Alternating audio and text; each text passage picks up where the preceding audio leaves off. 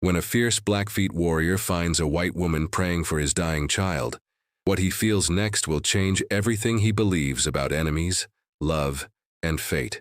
Thank you so much for watching and for all your comments. Let me know at the end if you liked the story, and where you're watching from and why you're following this. The bitter Montana winter wind howled across the snow-covered plains as Running Wolf made his way back to the Blackfeet camp. His face, weathered by years of hunting and warfare, remained stoic despite the bone-chilling cold. The year was 1865, and life for the Blackfeet had grown increasingly difficult as white settlers encroached upon their ancestral lands. Running Wolf was chief of a small band of southern Piegan, and his reputation as a fierce warrior was known throughout the territory. "Father," called out a young voice as Running Wolf approached the circle of teepees. His son, Little Hawk, ran toward him, his small moccasins leaving tracks in the fresh snow. At 12 years old, Little Hawk was showing promise as a future warrior. But lately, a persistent cough had weakened him. "You should be resting by the fire," Running Wolf said, placing a strong hand on his son's shoulder. "The winter spirits are not kind to those who challenge them." "I wanted to see if you brought medicine," Little Hawk replied, his voice raspy. His eyes, usually bright and alert, appeared dull with fever. Running Wolf's heart grew heavy. "Come, let us get you warm." Inside their teepee, Running Wolf's wife, Dawn Star, tended the fire. Her worried eyes met his as Little Hawk settled onto his buffalo robe, coughing violently. "The sickness grows worse," she whispered as Running Wolf knelt beside her. "The old remedies do nothing." Running Wolf nodded grimly. "Tomorrow I will speak with Gray Owl. Perhaps his medicine is stronger." As night fell, Little Hawk's condition deteriorated. His breathing became labored, and his small body shook with fever. Running Wolf sat beside his son, singing ancient healing songs passed down through generations. But the boy's cough only worsened. Dawn Star prepared a tea from herbs they had gathered in summer, but Little Hawk could barely drink. "The white man's disease," she murmured. "It takes our children like the harsh winter takes the weak buffalo." Running Wolf's jaw tightened. The white settlers had brought many hardships, reduced hunting grounds, conflict, and diseases that the Blackfeet had no defense against. The once mighty tribe, which had controlled vast territories from Canada to the Missouri River, was now fighting for survival. "I have heard," Dawn Star said hesitantly, "that at the new mission near the trading post, there is a woman who knows medicine. A white woman who has helped others in the tribe." Running Wolf's expression hardened. "I will not seek help from those who take our land, even if it means watching our son die," Dawn Star challenged, her eyes glistening with tears. Running Wolf looked down at Little Hawk, whose chest rose and fell with alarming irregularity. The boy's face was flushed with fever, his lips cracked and dry. "We have lost 2 children already," Dawn Star continued softly. "I cannot bear to lose another." Running Wolf stood, his tall frame casting a long shadow in the firelight. "I will go at first light, but I do this only for Little Hawk, not because I trust the white man's ways." As dawn broke over the snow-covered hills, Running Wolf mounted his strongest horse. Gray Owl, the tribe's medicine man, had come during the night, but admitted that Little Hawk's illness was beyond his power to heal. "The white man's disease requires the white man's medicine," the elder had said reluctantly. "Your pride must bend like the willow in the storm if your son is to survive." With these words echoing in his mind, Running Wolf rode toward St. Mary's Mission, a small outpost established by white missionaries 2 winters ago. The journey was not long, but every moment felt like an eternity, as thoughts of his son's suffering consumed him. The mission was a simple wooden structure with a cross mounted on top. Running Wolf had avoided this place, seeing it as a symbol of the white man's determination to change the Blackfeet ways. Now, desperation drove him to its doors. As he approached, a woman emerged from the building. She was tall for a woman, with hair the color of autumn leaves tied back from her face. Her dress was plain and she wore a shawl against the cold. This, he assumed, must be the healer Dawn Star had mentioned. "Can I help you?" she asked, her voice gentle but steady. Running Wolf dismounted, standing tall despite the humility of his mission. "I am Running Wolf, chief of the southern Piegan. My son is very sick with the coughing sickness. I am told you have medicine that might help him." The woman's expression softened. "My name is Sarah Thompson. I'm a nurse who came here with the missionaries." She hesitated, then added, I have some medicines that might help your son, but I would need to see him to know for certain. Running Wolf's pride battled with his desperation. To bring this woman to his camp would be to admit that the old ways were not enough, but Little Hawk's life hung in the balance. Will you come to see my son? He asked finally, the words difficult to speak. Sarah nodded. Let me gather my supplies. I'll be ready to ride in a few minutes. As she disappeared into the mission, Running Wolf stood stiffly beside his horse, wondering if he had made the right choice. The future of his people depended on maintaining their ways against the tide of white settlement. Yet here he was, seeking help from the very people he had vowed to resist. Sarah returned with a leather bag that she explained contained her medicines. I'm ready, she said, mounting a sturdy brown mare. Lead the way, Chief Running Wolf. Together they rode back across the snowy plains, an unlikely pair united by a common purpose, to save the life of a Blackfeet boy caught between two colliding worlds. When they arrived at the Blackfeet camp, curious and suspicious eyes followed Sarah Thompson as she dismounted from her horse. Children peeked from behind teepees, and warriors stood with arms crossed, their expressions guarded. Running Wolf led her directly to his dwelling, where Dawn Star waited anxiously. This is Sarah Thompson, Running Wolf said to his wife. She has come to help Little Hawk. Dawn Star's relief was evident as she ushered Sarah inside the teepee. The interior was warm from the central fire, and the air was fragrant with burning sweet grass. Little Hawk lay on a buffalo robe, his breathing shallow and labored. Sarah knelt beside him, setting down her medicine bag. How long has he been ill? She asked, placing a gentle hand on the boy's forehead. 7 days, Dawn Star replied, watching Sarah's every move. It began with a small cough, but now he burns with fever and struggles to breathe. Sarah examined Little Hawk carefully, listening to his chest and checking his pulse.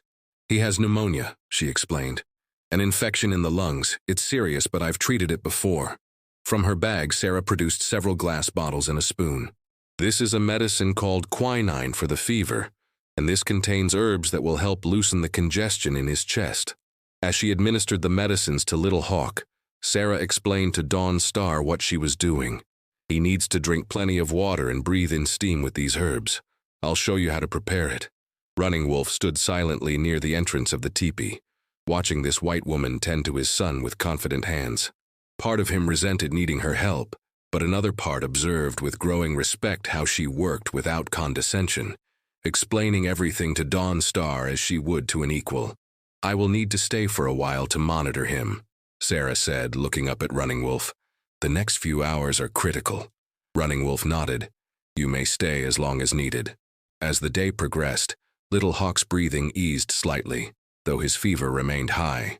Sarah taught Dawn Star how to make a steam tent using blankets and hot water infused with medicinal herbs.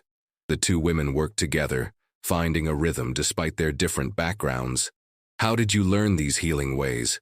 Dawn Star asked as they prepared another dose of medicine. Sarah paused, measuring herbs carefully. I trained as a nurse in Boston, a big city in the East. But much of what I know about these specific herbs I learned from a Cherokee woman who worked at a hospital where I once served. Dawn Star's eyes widened with interest. So you use the medicine of both whites and Indians? Yes, Sarah nodded. I believe there is wisdom in both traditions. Sometimes they complement each other in ways that surprise me. Outside the teepee, Running Wolf sat with Gray Owl, the tribe's elderly medicine man. The white woman uses some of the same plants we do, but in different ways, Gray Owl observed. Perhaps there is something to learn from her methods. Running Wolf remained silent, his thoughts conflicted. The old ways of the Blackfeet had sustained them for countless generations. But the world was changing. White settlers were everywhere now, bringing both destruction and knowledge that could not be ignored. As evening approached, Sarah emerged from the teepee for a brief respite. The winter air was crisp and clear, the sky turning deep blue as the sun set behind the mountains. She rubbed her tired eyes and took a deep breath. Running Wolf approached her. My son's breathing is better, he acknowledged. Your medicine has helped. He's responding well, Sarah agreed. But he's not out of danger yet. The night will tell us more. A moment of silence stretched between them before Running Wolf spoke again. Why did you come to this territory? Most white people come for gold or land. Sarah looked up at the darkening sky before answering. I came with the mission to help where I could. My husband was a doctor who died in the war between the states. After his death, I felt called to use my skills in places where medical help is scarce. Even among those who are considered enemies of your people? Running Wolf asked directly. Sarah met his gaze. I don't see enemies when I look at your people, Chief Running Wolf.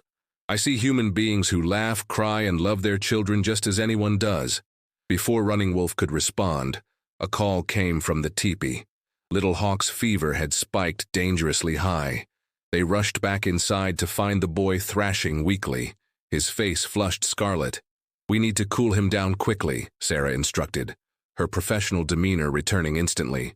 Bring snow wrapped in cloths. We'll place them at his neck, under his arms, and behind his knees. Dawn Star hurried to comply while Running Wolf stood by, feeling helpless as his son fought for life. Sarah worked diligently, applying the snowpacks and administering more medicine. She spoke soothingly to Little Hawk in English, her voice calm despite the urgency of the situation. Hours passed as they battled the fever. The camp grew quiet outside, but inside Running Wolf's teepee, the fight for Little Hawk's life continued. Dawn Star sang softly, traditional healing songs that had been passed down through generations of Blackfeet women, while Sarah monitored the boy's pulse and breathing. Near midnight, Little Hawk's fever finally began to break. His breathing, though still congested, became more regular, and his restless movements calmed. He's turning the corner, Sarah said, the relief evident in her voice. The worst may be over, but we must continue to watch him closely. Dawn Star wiped tears from her eyes. Thank you, she whispered to Sarah. The spirits have worked through your hands tonight. Running Wolf stood at the entrance of the teepee, looking out at the star-filled sky. His son would live. This white woman, this stranger from a people who had brought so much hardship to the Blackfeet, had saved what was most precious to him. The realization unsettled him deeply, challenging his understanding of the divide between their worlds. As the night deepened, Sarah continued her vigil beside Little Hawk, determined to see him through until morning. Dawn Star eventually succumbed to exhaustion, sleeping nearby. Running Wolf, however, remained awake, watching this woman who had crossed the boundaries between their peoples to heal his son. In the quiet hours before dawn, as Little Hawk slept peacefully for the first time in days, Running Wolf made a silent vow. Whatever came between the Blackfeet and the white settlers in the days ahead, he would remember this night, and this woman who had shown that compassion could bridge the widest of divides. 3 days had passed since Sarah Thompson first came to the Blackfeet camp. Little Hawk was improving steadily, now able to sit up and take broth prepared by Dawn Star. The worst of the pneumonia had passed, though a lingering cough remained. Sarah had intended to return to the mission after the first day, but Running Wolf had insisted she stay until his son was clearly out of danger. During these days, Sarah's presence in the camp had transformed from a source of suspicion to one of cautious acceptance. Other mothers had brought their sick children to her, and she had dispensed medicines and advice freely. The harsh winter had been difficult for many, and illnesses were common, especially among the youngest and oldest members of the tribe. On the morning of the 4th day, Sarah sat outside Running Wolf's teepee, enjoying a rare moment of sunshine. The snow-covered landscape glittered like scattered diamonds, and the air, though cold, was invigorating. She was writing in a small journal she carried with her, documenting the medicinal plants the Blackfeet used and their applications. Running Wolf approached, carrying 2 wooden cups of steaming tea. He handed one to Sarah. Dawn Star says this will restore your strength, he explained. You have not rested properly since you came here. Sarah accepted the tea gratefully. Thank you. I'm accustomed to long hours, but I admit I'm tired. Running Wolf sat beside her on a buffalo hide spread over a log. For a moment they drank in companionable silence, watching the activities of the camp. Children played in the snow, women worked on hides or cooking, and men repaired hunting equipment or tended to horses. Your people have a beautiful way of life, Sarah observed. There's a harmony here that's often lacking in white settlements. Running Wolf looked at her with surprise. Few whites ever spoke of Blackfeet ways with admiration. Our ways are ancient, he said. We follow the wisdom of those who came before us. living with the seasons and honoring the land that provides for us. I've been learning from Dawn Star, Sarah continued. She's shown me plants I've never seen used medicinally before. The combination of willow bark and some of your local herbs is remarkably effective for certain conditions. She speaks highly of your knowledge as well, Running Wolf admitted. She says you have taught her new ways to prepare medicines that make them stronger. Sarah smiled. We have much to learn from each other. A comfortable silence fell between them again. It was an unexpected development, this ease of conversation with a Blackfeet chief, who had initially regarded her with such distrust. Little Hawk asks for stories of your world, Running Wolf said eventually. He is curious about the places you have seen. Children are naturally curious, Sarah replied. Little Hawk is especially bright. His questions show a keen mind. Running Wolf nodded with pride. He will be an important man for our people someday, perhaps in a world very different from the one I have known. The weight of his words hung in the air between them. Both understood the changing reality for the Blackfeet Nation. The treaties, the encroachment of settlers, the diminishing buffalo herds, all pointed to a future dramatically different from the past. I worry for what lies ahead, Running Wolf confessed, surprising himself with his candor. Our young people will face challenges I cannot prepare them for. Sarah considered her response carefully. The world is changing for all of us, but your people have survived for thousands of years by adapting while holding on to what matters most. And what do you think matters most? Running Wolf asked, genuinely curious about her perspective. Family, community, the wisdom passed down through generations, Sarah answered. Those are constants, even when everything else changes. Their conversation was interrupted by excited shouts. A hunting party was returning to camp, successful in their quest for elk. The entire community gathered to welcome the hunters and help process the precious meat that would sustain them through more of the harsh winter. Sarah watched in fascination as the Blackfeet worked together efficiently, each person knowing their role in this ancient ritual of survival. Men began butchering the elk with practiced skill, while women prepared to preserve the meat and tan the hides. Nothing would be wasted. Would you like to see how we prepare the meat for winter storage? Dawn Star asked, appearing beside Sarah. I'd be honored, Sarah replied sincerely. For the rest of the day, Sarah worked alongside the Blackfeet women, learning their techniques for smoking and drying meat. The women, initially reserved, gradually warmed to her presence, sharing jokes and stories as they worked. Sarah told them about her life in Boston and her journey west, answering their curious questions about the world beyond their territory. That evening, a celebration was held to honor the successful hunt. Meat was roasted over open fires, and after the feast, there was music and storytelling. Sarah sat with Dawn Star and Running Wolf's family, Little Hawk leaning against her as he fought to stay awake despite his lingering illness. Gray Owl, the elderly medicine man, joined them. He had been observing Sarah since her arrival, intrigued by her healing practices. Our ways and your ways, he said to her. They are like two rivers that can flow together to make one stronger current. Sarah nodded respectfully. I believe that's true. In my work, I've found that combining different healing traditions often provides better results than either could alone. Perhaps, Gray Owl mused, this is what the spirits intend in bringing you to us. As the night progressed, an elder began a traditional story about the creation of the Blackfeet people. Though Sarah couldn't understand all the words, the rhythm and passion of the storytelling transcended language. She found herself deeply moved by the experience, feeling privileged to witness this intimate cultural moment. Later, as the gathering dispersed and families returned to their teepees, Sarah stood gazing at the star-filled sky. The vastness of the Montana territory stretched around her, magnificent and humbling. Running Wolf approached, standing beside her in contemplative silence. Tomorrow I must return to the mission, Sarah said finally. Little Hawk is recovering well, and I have responsibilities there. Running Wolf nodded. We are grateful for what you have done for my son, and for others in the camp. I've learned as much from your people as I've shared, Sarah replied, especially from Dawn Star. She has a natural gift for healing.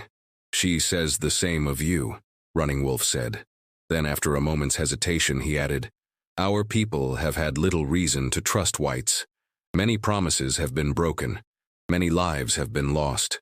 But you have shown that not all are the same. Sarah turned to face him.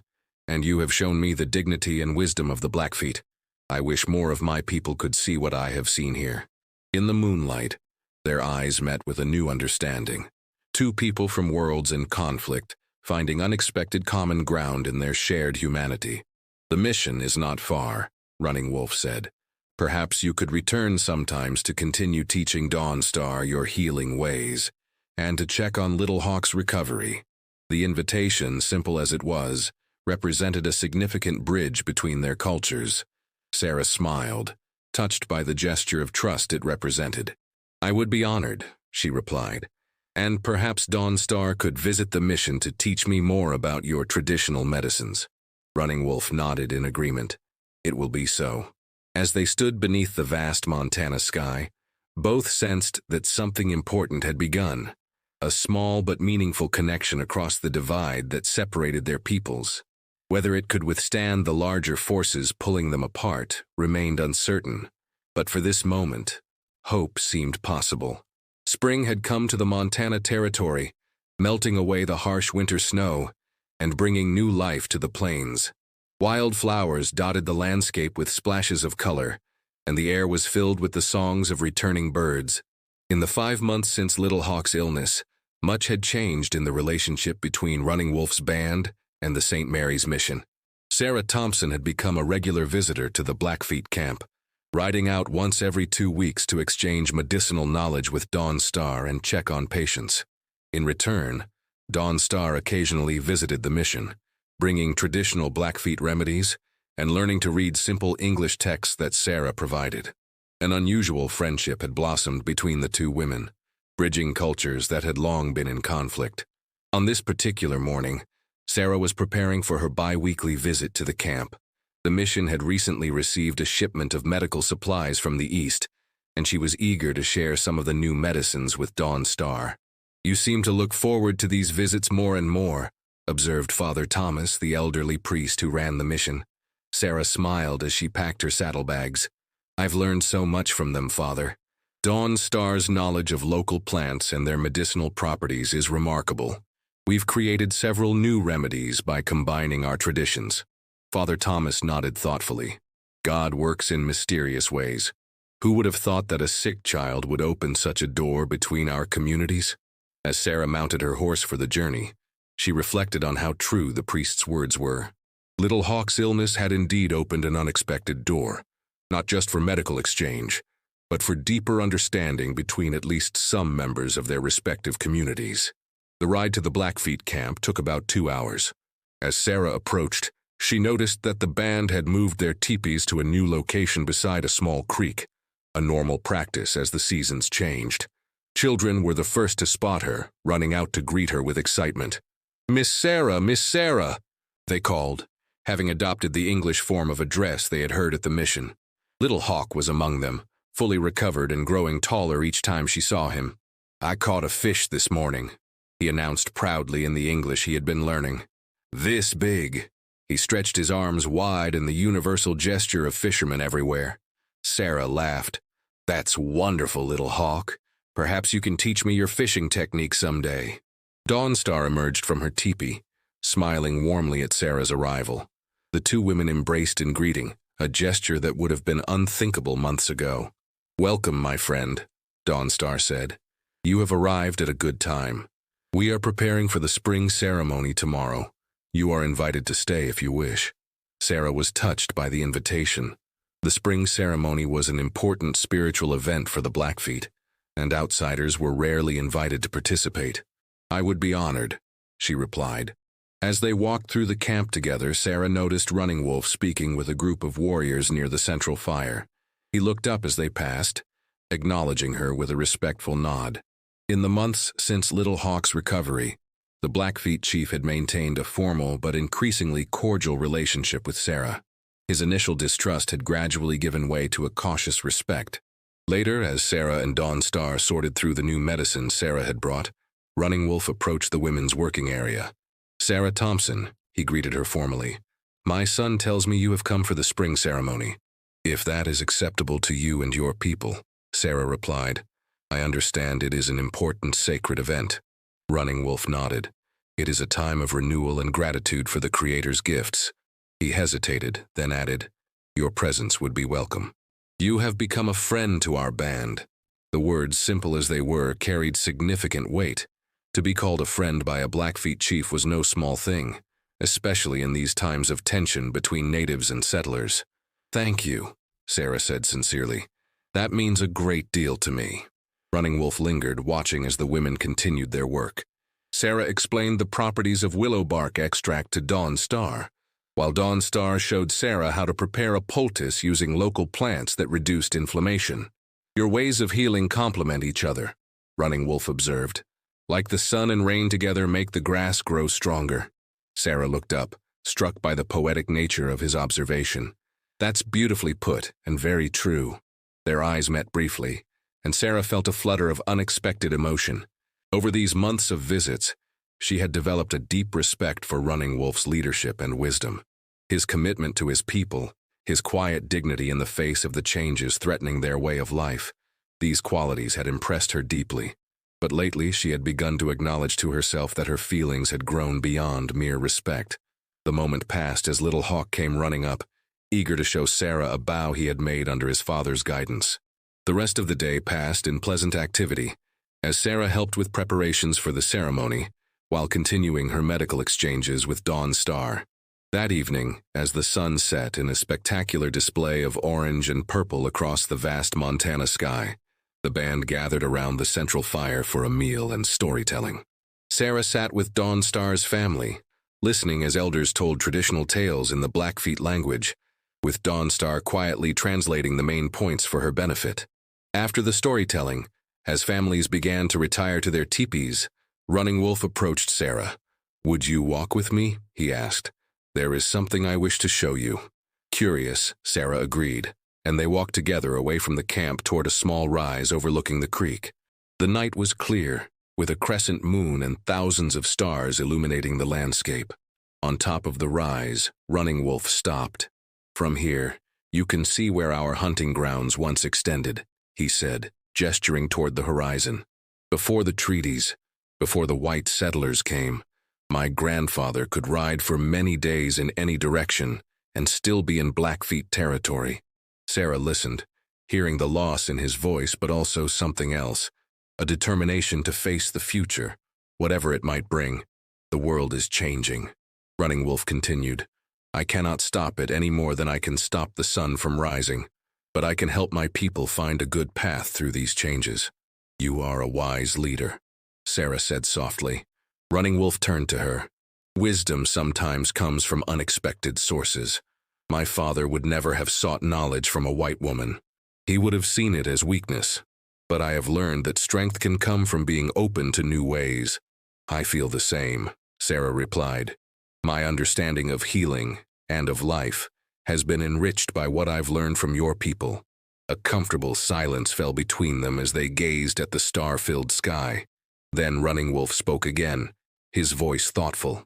When Little Hawk was sick, I saw you only as a means to save my son. I did not see the person you truly are. He turned to face her directly. Now I see clearly. You have a good heart, Sarah Thompson. You respect our ways even while teaching your own. Sarah felt her pulse quicken at his words and the intensity of his gaze. Your people have shown me great kindness, she said. You've shared your knowledge and traditions with me, trusted me with your sick. That trust is precious to me. There is something growing between us, Running Wolf said directly, in the straightforward manner of his people. I feel it. I believe you feel it too. Sarah's breath caught. She had not expected such directness, though perhaps she should have. The Blackfeet valued honesty above many other virtues. Yes, she admitted, her voice barely above a whisper. I do feel it. Running Wolf nodded as if her confirmation settled something important for him. The path ahead is not easy. There will be those among my people and yours who will not understand. But if we walk it together, perhaps we can show others a way forward. He held out his hand to her, a gesture bridging their different worlds. Sarah placed her hand in his, feeling the strength and gentleness in his grip. I would be honored to walk that path with you, she said. The spring ceremony the next day was a celebration of renewal and hope. The entire band participated, with drumming, singing, and ritual prayers thanking the Creator for the return of spring and the gifts of the land. Sarah observed respectfully, deeply moved by the spiritual connection the Blackfeet maintained with the natural world. During one part of the ceremony, the tribe's members came forward to express gratitude for specific blessings in their lives. Running Wolf stepped forward with Little Hawk beside him. "I give thanks to the Creator for sending healing hands to my son when he needed them most," he said in Blackfeet, with Dawn Star translating quietly for Sarah, "and for showing us that friendship can grow in unexpected places." As the ceremony concluded, Running Wolf approached Sarah, who stood somewhat apart from the gathering out of respect for their traditions. "There is one more ritual today," he said, "if you are willing." Curious, Sarah nodded. Running Wolf led her to where Gray Owl, the elderly medicine man, waited by the creek. Dawn Star joined them, her eyes shining with emotion. "Among our people," Gray Owl explained, "when someone from outside the tribe becomes one of us in heart and spirit, we have a ceremony of acceptance." The old man's eyes were kind as he looked at Sarah. "Running Wolf has asked that you be recognized as a friend of the Blackfeet, one who may come and go freely among us, sharing in our lives and traditions." Sarah felt tears spring to her eyes at the unexpected honor. "I don't know what to say," she whispered. "Say that you accept," Dawn Star encouraged, squeezing her hand. "I accept with my whole heart," Sarah replied. Gray Owl performed a brief ceremony, marking Sarah's forehead with red ochre and wrapping a specially woven bracelet around her wrist. "You are now known to the spirits as a friend of the people," he declared. Afterward, as the band celebrated with a feast, Running Wolf found a moment alone with Sarah. "This is just the beginning," he said, taking her hands in his. "There is much more of our journey ahead." Sarah nodded, understanding all that remained unspoken between them. Their growing feelings for each other, the challenges they would face from both communities, the uncertain future for the Blackfeet people in a changing world. All of these lay ahead. But for now, under the vast Montana sky, surrounded by the community that had come to accept her, Sarah felt a profound sense of belonging. The unlikely path that had brought her here, from Boston society to a Blackfeet camp on the Montana plains, had led to something far more precious than she could have imagined. A love that transcended boundaries and a chance to build bridges between two worlds. As the sun began to set on the celebration, Running Wolf and Sarah stood together on the same rise where they had spoken the previous evening.